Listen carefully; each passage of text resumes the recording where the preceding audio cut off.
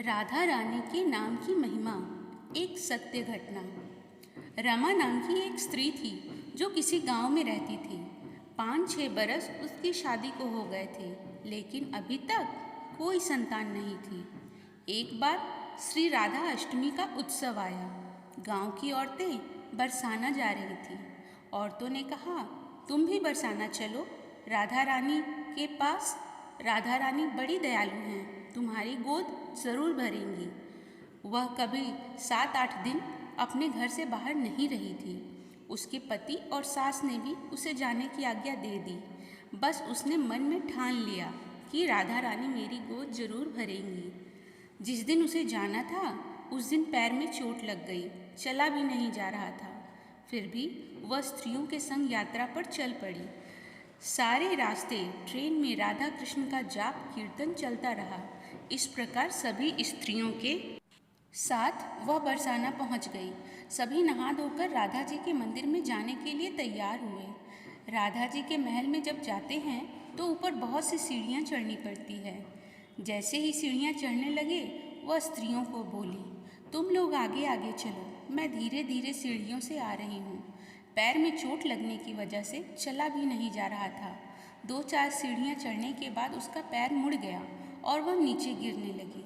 तभी एक 7-8 साल की कन्या ने उसका हाथ पकड़ लिया। रमा बोली, बेटी, आज अगर तुम ना होती तो मैं तो नीचे ही गिर गई होती। वह कन्या बोली, मैया, ऐसे कैसे गिर जाने देती मैं तुम्हें। रमा ने पूछा, बेटी तुम्हारा क्या नाम है। वह बोली, लाडो नाम है मेरा, यहीं पास में रहती हूँ। वे दोनों सीढ़ियों पर बैठ गए। लाडो कहने लगी, मैया, मेरे लिए क्या लाई हो। ना कोई जान पहचान और लाडो ऐसी बात कर रही है, रमा ने सोचा। फिर रमा ने कहा, लाडो, मैं कल तुम्हारे लिए लेकर आऊँगी कुछ, तुम्हें क्या पसंद है। लाडो बोलती है, मुझे नथनी, गले का हार, कान के कुंडल, चूड़ियाँ, मेहंदी, घाघरा चोली, यह सब चीज़ें पसंद है, कुछ भी ले आना। इतना कहकर वह बालिका भाग गई। जैसे तैसे रमा भी मंदिर में दर्शन करके लौट आई। आकर सोचने लगी उस बालिका के बारे में और बाजार से उसने गले का हार और चूड़ियाँ उसके लिए लेकर आई। अगले दिन वहीं जहाँ मिले थे वह लाडो उसका इंतज़ार करते हुए मिली। चूड़ियाँ और गले का हार जैसे ही उसे दिया, वह बोली, बस इतनी सी ही, और चीज़ें नहीं लाई। और वह मुंह फुलाकर बैठ गई। तब रमा बोली, अभी मैं 8 दिन यहाँ पर हूँ, रोज़ तुम्हारे लिए कुछ ना कुछ लाया करूँगी। यह सुनकर लाडो उसकी गोदी में बैठ गई और गले से लग गई। रमा तो रोने लगी, उसे जैसे एक संतान मिल गई। खूब प्यार से उसके सिर पर हाथ फेरा, फिर ऐसे ही वह चली गई। रमा ने मंदिर से आकर घाघरा और चोली उसके लिए बनवाए। ऐसे ही रोज़ कुछ न कुछ वह उसे देती। एक दिन रमा कहती है, अब यह सारी चीज़ें मुझे पहनकर भी तो दिखाओ, कैसी लगती है लाडो। लाडो बोली, कल राधा अष्टमी है, कल पहनूंगी। इस बार लाडो के साथ एक लड़का भी था। उसे देखकर रमा ने कहा, आज पता नहीं मेरे मन में क्या आया, मैंने एक धोती और मुकुट मोर वाला लिया है, क्या मैं इसे दे दूं। लाडो बोली, यह कनुआ है, मेरे साथ ही रहता है, हाँ तुम इसे दे दो। ऐसा कहकर वे दोनों सामान लेकर चले गए। अगले दिन राधा अष्टमी थी। जब रमा सीढ़ियों पर आई, वहाँ उसे आज कोई न मिला। बहुत इंतज़ार के बाद जब वह मंदिर में पहुँची तो वहाँ बहुत भीड़ थी। कीर्तन और नृत्य हो रहा था। इसी तरह भीड़ को चीरती हुई वह आगे पहुँची और वहाँ देखकर राधा जी को देखा और ठाकुर जी को भी देखा। वही सब सामान जो वह लाई थी उन्होंने धारण किया हुआ था। वह पत्थर सी हो गई, आंखों से आंसू बहने लगे।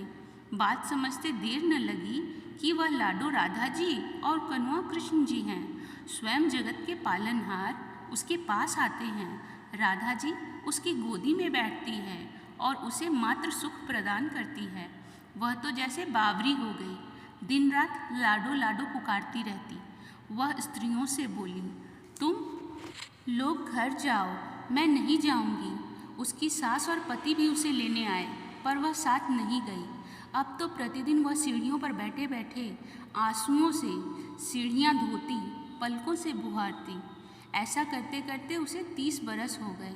एक दिन एक बालिका उसका हाथ पकड़कर ऊपर अट्टालिका में ले गई।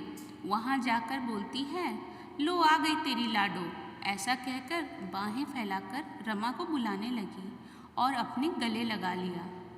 उस दिन रमा ऐसे गले लगी कि इस पार्थिव शरीर को छोड़कर सदा के लिए अपनी लाडो के पास चली गई। इस घटना से हम सबको यह सीख मिलती है कि जो भी आशा रखें, चाहे वह सकाम हो या निष्काम, केवल भगवान से ही रखें। जय श्री राधे कृष्ण। दोस्तों, कहानी अच्छी लगी हो तो वीडियो को लाइक करें, चैनल को सब्सक्राइब करें और कमेंट में जय श्री राधे कृष्ण अवश्य लिखें। जय श्री राधे कृष्ण।